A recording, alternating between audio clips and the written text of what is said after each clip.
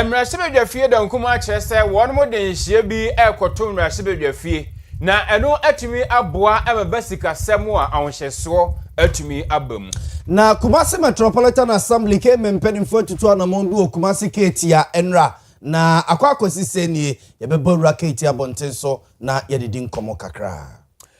omen so fa be de akire a wohwengu masuansem so akire sa akirefo a wono baje pene no wakonkron ketua mu akokira de no won mo hwe anmu kwan se wona katwe na hamu nchemu aduo no ode be ka won ho weni afufuro pinu ani akekese ne se kasea ba bia wo bia na no peye ba na yede ababesomo asira piesie nkoma mo papa fie mo pafie na di super premium and a premium rice abedwa so a sese be bia befa bia no na obia edia no pay enkwala ni ko school no breakfast awo ye ne se ye mo aduane na wo ye dia mo na de super premium and say premium rice ye ya odi ho adanse se ekoyi pa ewo efie honum omo enema ye vima no pay a bia wo bia ne yetimi abane ababesomo be de ede na ya obo amale bia boga no pay me ne Nana Kwame Achiman Opambo. Yenye brena fe nsam ne yenkomo ankasa mfuma ye demo hyase de free abato comments and pen for atena ye na omo de atoga se enano pay by election na ebaso ewa yawaso eastern pesuano so no de woso mo ye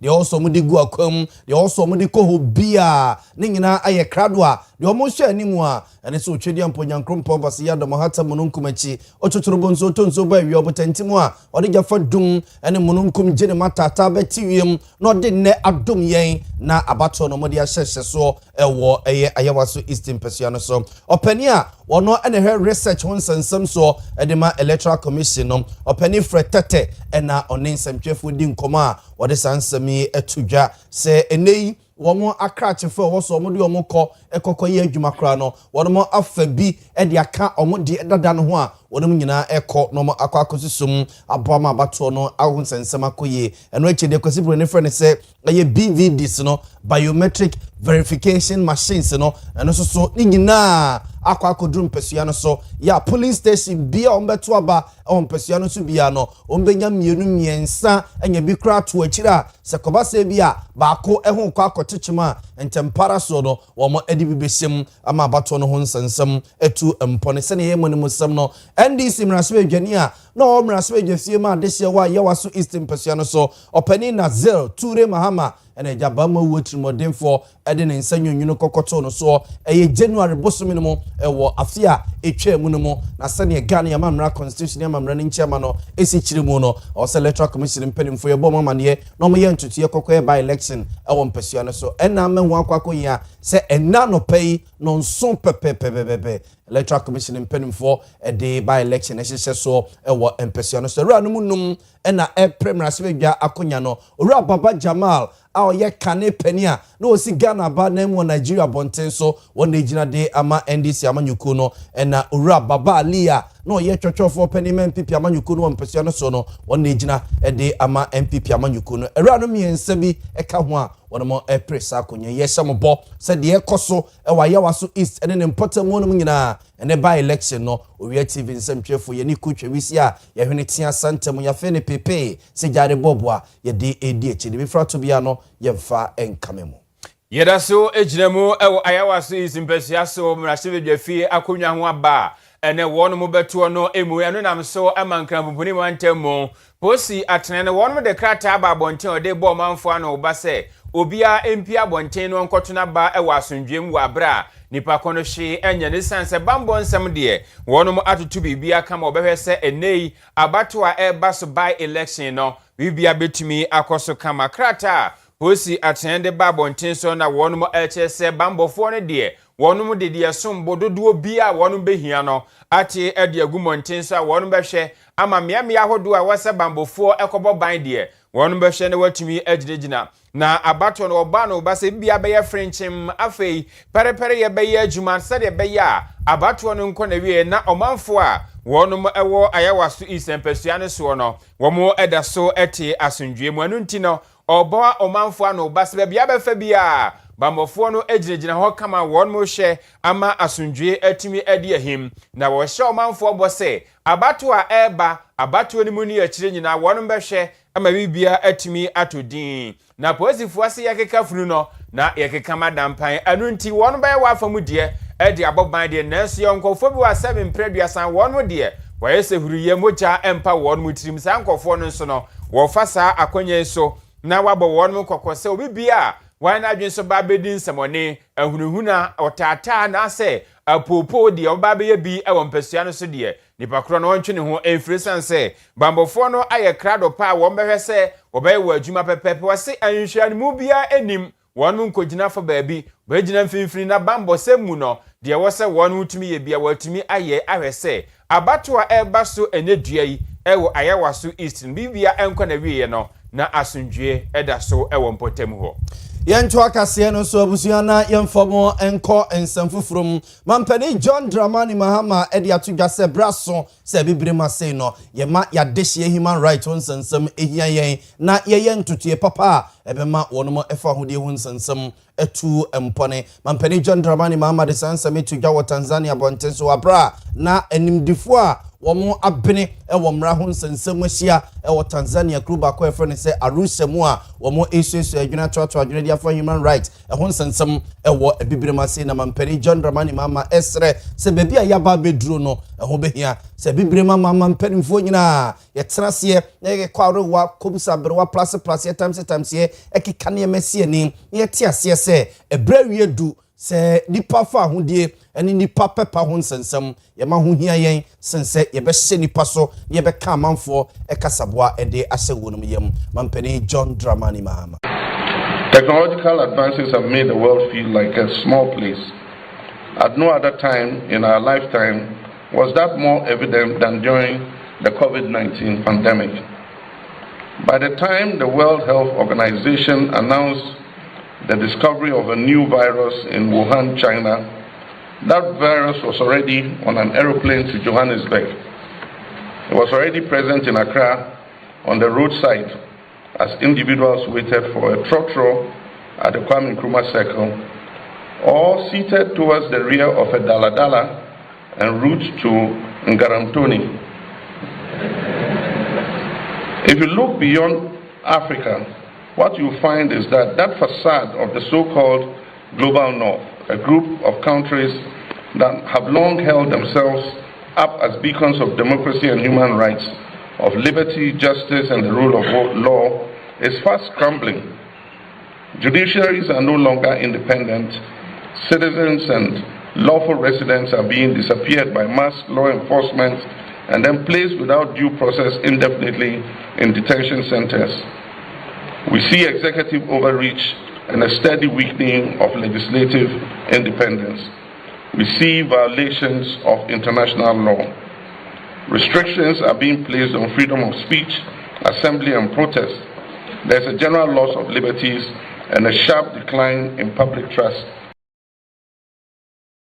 Mampani John Dramani Mahama and Yetenin Kane. Emrasibe Jafie don kume ho wono abo amane se wode mra bi ebekwa akotom Rasibe Jafie ama wono atimi ayensa kire na saa emra no watudin se Public Financial Management Amendment Bill 2026 ye twanitia FNC PFM na saa emra ene nhyeya wono pese wode kotom Rasibe Jafie emiyaji tumu no yese wono de kohwe se de be ya o my Ghana sika sem so afo no enkoba ne se sika bia yemfa enhye o mai empuntujuma yede ato ho nhyehyɛ mu no mekire de ka ne se National Development Planning Commission won mu nhyehyɛ mu no yentimi emfa sika enkobobra ewo akiri anu nti sika na yebayi ni nyina no ewo se ehwe na sa National Development Planning Commission anasa wo mu nhyehyɛ o mai yede ato no yetimi ede sa sika no mu nkobo ho bra na mum no aban ne so afo sika sam nhyehyɛ so wontumi nyi sika no emfa nkoye adefufuro bi a enkasa enhyehyɛ no ho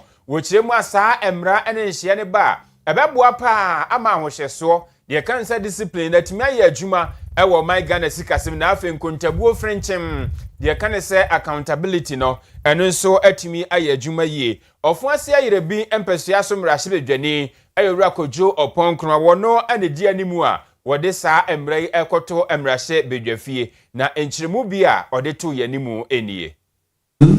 We complain that there are gaps in our legislation. Often we complain that there are gaps in our governance structure. But we now have an opportunity to move beyond the complaints and not wait for somebody to fix them, but to fix them ourselves. The Public Financial Management Act was passed in 2016, and it has served us well so far. But as we have observed its implementation, we've noticed gaps in the implementation of the Act. In fact, the gaps originate from the framing of some parts of the Act, which we're inviting you to share ideas with us on as we try to close. This amendment bill, which I've led a few colleagues to submit to Parliament, seeks to deepen our fiscal discipline exercise that we're embarking on as a country by closing a particular loophole, which I'll explain shortly, even before Mr. Yancey and the Tenkau team take us through it. It also helps us to ensure stronger accountability for every cedi of the Republic that will be spent by ministries, departments, and agencies and district assemblies, and also ensures that there's closer collaboration. No, actually, Mr. Fie Clark, and also our honor said Deputy Ebenezer Ahuma Jetro, and also Kaseɛ no dia tuja se no kwasemni saa emra anasa nhia wonu peso de bam Mr. Fie no eye pa beboa amoman no yesika sem nhia ye tumi adisu yie. Approved National Development Plan, and that there is stronger coordination between the Ministry of Finance and the National Development Planning Commission. At its core, the bill seeks to align the national budget with a broader vision of development enshrined in our Constitution. By mandating the approval of development plans by National Development Planning Commission as a prerequisite for budget inclusion, expenditure warrants, and fund disbursement, this bill consciously promotes efficient resource allocation and enhances accountability across on all of us here gathered today to take full advantage of this platform to ensure that the provisions of this bill enhances the credibility of national budget. Sure, Clark, how Mr. Fie Ebenezer Ahuma Jetro ne ana busia yati. Yadamo Kongumasia on Sensemona, Raswe Jenny of Raswe Jeffima, this year will boost son of a baton Pessia so Dr. Clement Apak or no Cronoa, and yes, offer me the show may young Monsieur Honson, some so they are to get say Abani Yensi say. Na ye primary school ne de consider ye can say basic school no abana SCB and the account was answer na NDC ebeba bemuno na banda dan de na ni chira SHS won some enam ni free SHS ya na ode benti basic school no omo to na jeje mu a omo amo mani anku nti enkola nketen ya omo etiti nuase ene mpatase na esua de a aban we peso mutu sa de na se wabra one more afa juni bi se be 600 schools de afi one more ebesia to apete o my Ghana afa na nyina. There are many parts of the countries where we have sufficient populations for schools to start. And because as a state we are not keeping pace to population growth, the communities themselves come together and then start a school. And that is how schools and the trees come to be. We inherited in excess of 5,000 of such schools and the trees. And we are making a concerted effort to address this phenomenon. In this budget that we passed last year for 2026, in this State of the Nation's address, the President has reinforced his commitment to addressing this phenomenon. So you would have heard that we are going to be constructing 200 junior high schools, 200 kindergartens, and another 200 primary school blocks, among others, to try and address. Of Marasebe Jenny Owia Clement Apak and Yetin in Kano. Na so afa be de akire kro ya ohwem masuansam so de ato edwase titru achechefo aya wonu mko enkronketua mu ekokyera de no aya na wonu masetena mu no edanso ade fi wonu mu a ekokrom na enu nti ama obi a wo ye kyerɛkyerɛ ni sɛ wopɛ sɛ ɔde ne kokro ketuam sɛ wonko kyena de a ɔmpɛ sɛ ɔbɛkɔ sɛ bɛyɛ a aniema betumi ayɛ akɔnɔ ɛde ama wɔnom a wɔmo ɛkonkro nketua mu ntini sesei wɔnom ɛyɛ nhyeɛ sɛ wɔnom akatua wɔnom gye no ɔbɛhwɛ no ha mu nkyɛmu aduo no watumi ɛde aka wɔ se ɛba ne sei a ɛbɛboa ama saa kyerɛkyerɛfoɔ no wɔnom nso ɛkɔ a wɔani so ankɔyɛ wɔnom ntɔntotɔ ɛnsɛm bi a Dr. Clement Apak ɛde to dwanie. But to be chosen as award winners, and you are going to have the unique opportunity to interact with the first gentleman of the land, then it means that you have no excuse. It means that the challenges that I went through, you shouldn't go through those challenges. And I think that is why the Minister for Education and His Excellency the President are working very hard to ensure that we improve teaching and learning, particularly at the basic level. As you know, there are inequalities depending on where you are. So we have schools that are less endowed. We have schools that are also in the rural parts of this country. And we have schools where, when we even post teachers, they are not willing to go because the schools are so remote. And those environments are not attractive. But government is very determined to address some of these challenges. So you may have heard the President and the Minister speak about the Teacher Dabre program. And the President mentioned this on Friday. That is to help provide accommodation.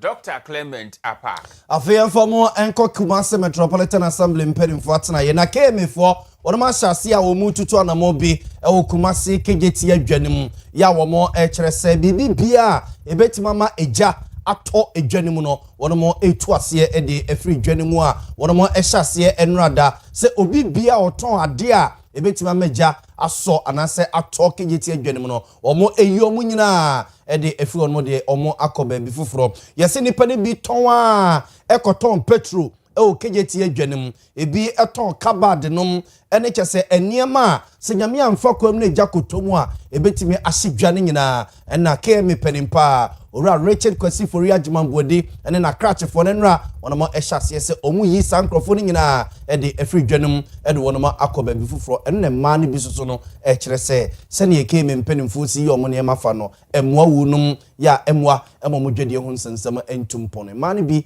ene dwadefo ne bi nsem ene yeah, they can't say you answer at all now the power because yes, you are about time for. And one year they say your ma, your dear bibia. But say, Omukache, you say, you call me to Omukache, say, Omuya Kasha would do ma. Omuya soda would do ma. Omuya sofa. That three things no Mukaye. Yet say, I see my woman, you're in every journey. I never been journey. They say I can't liquid so binyadia peja. Liquid so near my peja. We say after washing near my peja. It's the akane near my peja. And the other day, you don't want to the extra say about only a mobo. Only a mobo because I did not want pen year from where we are. They say no, we are mobile, yes, right now, only a mobo. No, me and Tony had the assumed dream. Because I say no, ye and penny fire, they on my day. After you know, so the biba. A papa was so. Near Baba, we are papa report to near Baba told shop, when I see a baby year for you, man. It's yes, rabbi, and a partner near Panacho, so we are mobile. The patron man's a summer shade. Tie dwadefoni be ne yete wo mon kan ntomsi KM mpanimfo tutu ana mo no de nanso asane mani bi wo honom a enka ho nyade eja betimi atom nanso asa nipa ne bi de mre so mo nsam etwe sa ne mani nyina furo no basa na wo mususu dwade o mu die no mo ya batan a wo mo ehwe ma na ekwakwa edine ediamom wei eye dwadefoni bi so nsam a wono mo ebobo so de kire yen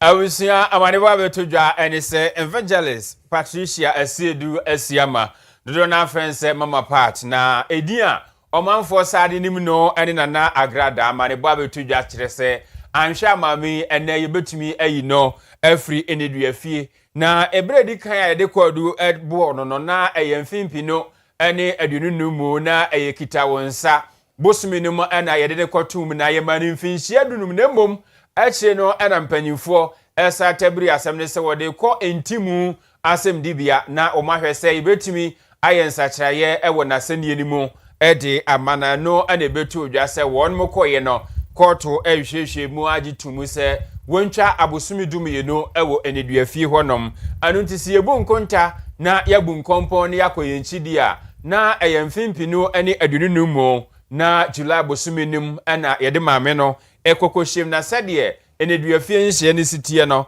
wo mubu ya de ko akire no se wosese a eneyi na esise maame Patricia mama party yebetumi ayi no afri enedua fie honom na enra ye kiremu anya asem kuma akra ene se okohye na sori fie honom a Heavenweight Champion International Ministry asori din de wonum afiti ase amame na konwa nanka emfuturo abono wonum apropro ho apepa ho kama asesi asori fie a chese womo aye krado pa se enei se ye janu obeduru dia ene party ebekoso e wasori fie ho no enye asem kuma akra na edikan no womo de kwadu ene ntansa ebo ne se oyobi asabio wakowo dawuro wa bra saa da ubo no akoye na ada ne ntrekese kwan a ye faso adidi djuma eno my Ghana mra no etia ena afi nso waye omanfo bi bukata eno no ogina so a wode edi nasem ade ne kwatum ansakyereye aba enei amane bo abetodwa kire se anhwa na Patricia asiedu asiama watumi ayi no afri nedua fie yenyina wenso na no pay yensam no yemfa ensia na yensore na fe o manhene emetwaso adeche dwumadi Owia television so wonfa entwaso emamnemum yena emopafiefo ase omo enede mo papa esom Ghana ma yesum wiase esom abibrem nyina ene super premium ene premium rice na sese wo bia edi anope nkola ni ko school no omo lunch box se ya anwamo se ye jollof se ye wache se ye fried rice na wo ye na odi super premium anase premium rice na ye ya hwese nkola no omo kono ombedi aduane ni nyina ya enka no mabakra e wo mo lunch box no ene se emo no odu de aduane a ede nti bia di ema ne ho ba no saso so ena jambin so ya bin oil no ene ye de chichi nkusu ya de chi stew de chi nam enye entisa amanfo anwa no a udi wi a na ejirejira oboma obofuno no we isane kama enya o cholesterol ne sade bia ewo ni peduanum ye fre ne jambin soya bean oil